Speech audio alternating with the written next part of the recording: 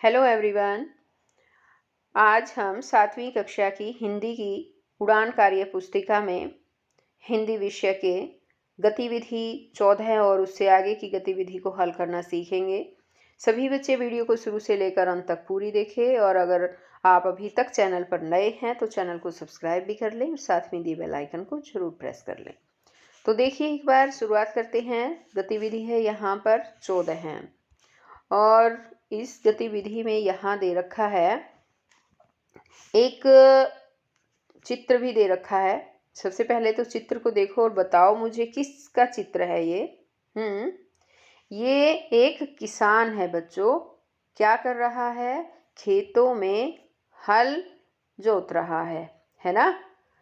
और यहाँ 2 बैल भी नजर आ रहे हैं। अब यहाँ एक कविता दी गई है। इस कविता को पहले हम पढ़ेंगे। कड़ी धूप हो या शीतकाल, हल चलाकर न होता बेहाल। श्वेत अश्रु बहा सुबह शाम, अन्नदाता कहलाता उसका नाम। सूरज ढलते जाता घर को, सूरज से ही उसका काम। खेतों का कण कण उसका है अपना जहान, तभी तो सबको भाता जय जवान जय किसान। तो ये किसान के ऊपर एक कविता है बच्चों, और यहाँ पर नीचे इसी से संबंधित कुछ क्वेश्चन दिए गए हैं। इसने कहा है, दी गई कविता को पढ़कर निम्नलिखित प्रश्नों के उत्तर दीजिए। पहला है कि अन्नदाता किसे कहते हैं? दुकानदार को, किसान को, जवान को या भगवान को? बताओ बच्चों। किसान को अन्नदाता है ना। अन्न को उपजाने वाला तो वही है, मेहनत खेतों में जो है किसान करता है। ऑप्शन ख आएगा। आगे यहाँ क्वेश्चन दिया है, जय जवान जय किसान का नारा किसने दिया था? तो बच्चों आपको ये याद भी रखना चाहिए कि जय जवान जय किसान का नारा लाल बहादुर शास्त्री जी ने दिया था। तो ऑप्शन यहाँ घ आएगा। आगे है, कौन सी वस्तु खेल से संबंधित है? खेत है ये, कि कौन सी वस्तु खेत से संबंधित है? इसमें है लकड़ी, सोना, अनाज या लोहा। खेत से संबंधित, खेतों में अनाज उपजता है ना, तो यहाँ पर हमारा ग ऑप्शन आएगा, अनाज। आगे क्वेश्चन दिया है, श्वेत अश्रु का क्या तात्पर्य है? यहाँ देखो बच्चों, पोइम में भी इसने कहा भी है, पोइम में यहाँ कि श्वेत अश्रु बहा सुबह शाम, अन्नदाता कहलाता उसका नाम। कि अपने सफ़ेद आंसू सुबह शाम बहाता है, इसका मतलब है यहाँ पर वो पसीने बहाता है, इसीलिए उसका नाम अन्नदाता कहलाता है। ठीक है, तो श्वेत अश्रु का मतलब है यहाँ पर पसीना। आगे है, सूरज का पर्यायवाची। तो सूरज का पर्यायवाची जो है बच्चों वो होता है दिवाकर। अब आगे है गतिविधि 15 है, और 15 गतिविधि में इसने कहा है, इस गद्यांश को पढ़कर प्रश्नों के उत्तर दीजिए। अब यहाँ एक नीचे गद्यांश दिया है बच्चों, और हम ये पढ़ेंगे। उससे पहले एक बार ये देखो, ये क्या है? ये वाद्य यंत्र है बच्चों, वाद्य यंत्र हैं इसमें जो है, और इसमें है तबला है, ढोलक है ना, गिटार है, इस तरह से, और शहनाई है यहाँ पर, है ना। तो ये वाद्य यंत्र यहाँ पर दे रखे हैं। अब हम एक बार इसके बारे में पढ़ते हैं कि इसमें क्या दिया है। भारत में संगीत के क्षेत्र में अनेक प्रकार के वाद्य यंत्रों का विकास हुआ है। ये वाद्य यंत्र अलग अलग तरह से बजाए जाते हैं। तबला, ढोलक जैसे वाद्य यंत्रों को थाप देकर बजाया जाता है। अब जैसे कि यहाँ पर बच्चों ये है ढोलक, ठीक है, एक बार दोबारा दिखा देती हूँ। ये है ढोलक, ये है तबला, ठीक। ये कहता है इन वाद्य यंत्रों को तो थाप देकर बजाया जाता है, ऐसे थप थप हाथों से मार कर बजाया जाता है। तो बांसुरी है और शहनाई है, ये बांसुरी है और ये शहनाई है। इनको फूंक से और जो सितार और संतूर है, ये सितार और जो संतूर है, इन आदि को तारों में कंपन पैदा करके बजाया जाता है। संगीत में वाद्य यंत्रों का महत्वपूर्ण स्थान रहा है। सुरों को ताल देने के लिए तरह तरह के वाद्य यंत्रों को प्रयोग किया जाता है। कुछ चुनिंदा वाद्य यंत्रों के वादन में सुहस्त हासिल करने वाली हस्तियां हैं। तबला वादन में जाकिर हुसैन। अब याद रखो बच्चों, तबला वादक कौन है? जाकिर हुसैन। बांसुरी वादक में कौन है? हरि प्रसाद चौरसिया। शहनाई वादक में है उस्ताद बिस्मिल्ला खान।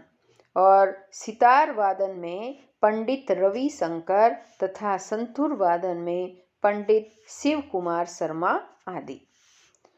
अब आगे इसने यहाँ पर दिया है कि फूंक से बजाए जाने वाले वाद्य यंत्र निम्न में से कौन से हैं? इनमें से कौन से वाद्य यंत्र हैं, ये पूछा है। देखो, जो फूंक से बजाए जाते हैं, तो फूंक से एक तो बांसुरी फूंक मार के बजाई जाती है, एक शहनाई। तो यहाँ ऑप्शन हमारा सही घ आएगा, ख और ग दोनों। अब आगे इसने कहा है शहनाई का आकार कैसा होता है। तो बच्चों, शहनाई तो आपने शादी में भी बजती हुई देखी भी होगी, है ना। ये शंकुआकार की होती है, तो इसका ऑप्शन आएगा शंकु। अब आगे है कि हरि प्रसाद चौरसिया कौन सा वाद्य यंत्र बजाते हैं? कौन सा वाद्य यंत्र बजाते हैं? अभी बताया भी था, बांसुरी, अभी ऊपर आया था, है ना। तो ये बांसुरी बजाते हैं। अब यहाँ पर आगे देखिए, आगे है इकतारा। ये इकतारा है, या गिटार, ये है बच्चों गिटार। कैसे बजाया जाता है, कैसे बजाते हैं? देखो यहाँ पर इसमें क्वेश्चन में इसने कहा भी है, सितार और संतूर आदि को तारों में कंपन पैदा करके बजाया जाता है, कह रखा है ना। तो इसने यहाँ पर ये जो है, ये आंसर आएगा, सितार है, संतूर है आदि को तारों में कंपन पैदा करके बजाया जाता है। तो यहाँ पर इसने पूछा है बच्चों, इकतारा है या गिटार। तो इसमें तार होती हैं, उन तारों के थ्रू जो है वो बजाया जाता है, तारों में कंपन पैदा करके बजाया जाता है। तो हम कैसे लिखेंगे? इकतारा और गिटार को तारों में कंपन पैदा करके बजाया जाता है। इस तरह से आपको ये क्वेश्चन जो है बच्चों लिखना है। अब आगे इसने पूछा है कि हरियाणा में लोकगीत अवसर पर गाए जाते हैं। लोकगीत किस अवसर पर गाए जाते हैं? बच्चे के जन्म व छठी पर, जन्म व विवाह पर, मृत्यु पर, या उपरोक्त सभी। तो बच्चों, इसमें ऑप्शन उपरोक्त सभी आएगा। जब बच्चे का जन्म होता है या उसकी छठी मनाई जाती है तो भी लोकगीत गाए जाते हैं। जन्म होता है या विवाह होता है तो विवाह के अवसर पर भी लोकगीत गाते हैं। जब किसी की मृत्यु होती है, जब किसी बूढ़े आदमी की मृत्यु हो जाती है, 80 साल 90 साल इस तरह से बड़ी उम्र लेकर जब आदमी जो है मरते हैं, तो उन पर भी जो है वो लोकगीत गाए जाते हैं। तो यहाँ उपयुक्त सभी आ जाएगा। अब आगे आ जाती है यहाँ पर गतिविधि 16 है, और गतिविधि में दे रखा है, इस पद्यांश को पढ़कर प्रश्नों के उत्तर दीजिए। अब यहाँ पर देखिए क्या दिया है। शाम हुई अंधेरा छाया, रात ढली सवेरा आया, पंख पक्षियों ने फैलाए, मीठे मीठे गाने गाए, चुगते धरती पर दाने, बतलाते जीवन के माने, आसमान की सैर भले हो, कभी पिंजड़े में कैद न हो, चाहते चारों ओर जाए, खूब उड़े और मौज उड़ाए। तो यहाँ पर एक चित्र दिया है बच्चों, और यहाँ क्या दे रखा है बताओ? पक्षी दे रखे हैं, है ना। तो अब यहाँ इस कविता में क्या कहा गया है बताओ? इस पद्यांश में क्या कहा है कि शाम हुई अंधेरा छाया, कि जब भी शाम हो जाती है अंधेरा छा जाता है, और तो ये पक्षी अपने घोंसलों में चले जाते हैं। और फिर जब रात ढल जाती है, सवेरा हो जाता है, तो पक्षी अपने पंखों को फैलाकर फिर वापस आ जाते हैं, मीठे मीठे गाने गाते हैं, धरती पर ये अपने दाने चुगते हैं और अपने जीवन के मायने बताते हैं। आसमान की सैर करते रहते हैं, और ये कभी भी पिंजरे में कैद होना नहीं चाहते, और ये चाहते हैं कि हम चारों ओर ये घूमें, खूब उड़ें और मौज करें। तो ये कविता में जो है अर्थ बताया गया है, इसका मैंने बताया अभी। आगे है कि पक्षी शब्द के दो पर्यायवाची लिखिए। पक्षी शब्द के दो पर्यायवाची लिखने हैं। तो पक्षी का होता है, एक तो है पंछी, एक होता है खग या विहंग भी बोल देते हैं, विहग या विहंग, ठीक है ये। अब आगे है, पक्षी मीठे मीठे गीत कब गाते हैं? सवेरे गाते हैं, रात को गाते हैं, क ख दोनों में गाते हैं, या कभी नहीं गाते? पक्षी सवेरे जो सुबह जो है उठकर और मीठे मीठे गीत गाते हैं। तो यहाँ ऑप्शन आएगा क, सवेरे। अब आगे इसने दिया है, पद्यांश के आधार पर चारों ओर कौन जाना चाहता है और क्यों? चारों ओर कौन जाना चाहता है बताओ बच्चों? पक्षी जाना चाहते हैं, है ना। तो हम लिखेंगे, पद्यांश के आधार पर पक्षी चारों ओर जाना चाहता है। वह पिंजरे में कैद रहना नहीं चाहता, बल्कि आसमान की सैर करना चाहता है। वह खूब उड़ना व मौज करना चाहता है।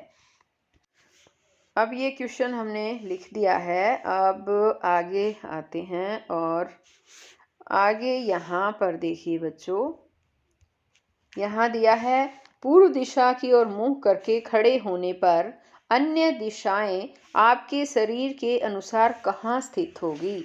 अब दिशाओं के बारे में जानो बच्चों एक बार। देखो, अगर हमें दिशाओं का पता करना हो तो हमें क्या करना चाहिए कि जिस भी साइड सूर्य उगता है उसी साइड हमें मुंह कर लेना चाहिए। वो होती है पूर्व दिशा। जिस साइड मुंह होगा ना, वो पूर्व दिशा होगी। इतना समझ में आ गया।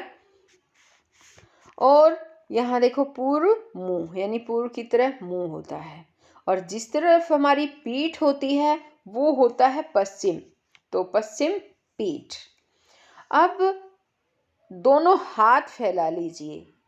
जिस साइड हमारा दायां हाथ होगा वो दक्षिण दिशा होगी। द से मिलता है, द से दायां, द से दक्षिण, ये याद रखिए। द से दायां, द से दक्षिण। तो दायां हाथ जिस तरफ होगा हमारा, जिस दिशा में होगा, वो दक्षिण दिशा होगी। और फिर उत्तर दिशा कौन से हाथ की तरफ बताओ? बाएं हाथ की तरफ उत्तर दिशा। तो इस तरह से दिशाओं के बारे में आपको पता चल ही गया होगा बच्चों, है ना। अब आगे है, पक्षियों के स्थान पर यदि आपको कोई पिंजरे में कैद कर दे तो आप कैसा महसूस करेंगे? 5 पंक्तियों में स्पष्ट कीजिए। ये बात 5 पंक्तियों में लिखनी है कि अगर आपको कोई पिंजरे में बंद कर दे तो बताओ बच्चों, जैसे पक्षियों को कर देते हैं ना, अगर आपको कर दे तो क्या होगा? अपने बारे में यहाँ पर लिखना, आपको कैसा लगेगा। जैसे मैं लिख रही हूँ, अगर पक्षी के स्थान पर मुझे पिंजरे में कैद कर दिया जाए तो मुझे बिल्कुल भी अच्छा नहीं लगेगा। मेरा मन करेगा कि पिंजरे को तोड़कर बाहर निकल जाऊं। पिंजरे में रहने के कारण मैं अपनी मर्जी से कोई भी काम नहीं कर पाऊंगी। मुझे मेरी जिंदगी बोझ लगेगी। तो इस तरह से आपको भी जैसा फील होता है बच्चों, आपको यहाँ पर वो लिखना है। अब आगे आता है गतिविधि 17 हैं, और ये गतिविधि 17 हम नेक्स्ट वीडियो में समझेंगे बच्चों, ठीक है। तो हम फिर मिलते हैं नेक्स्ट वीडियो में। तब तक के लिए बाय।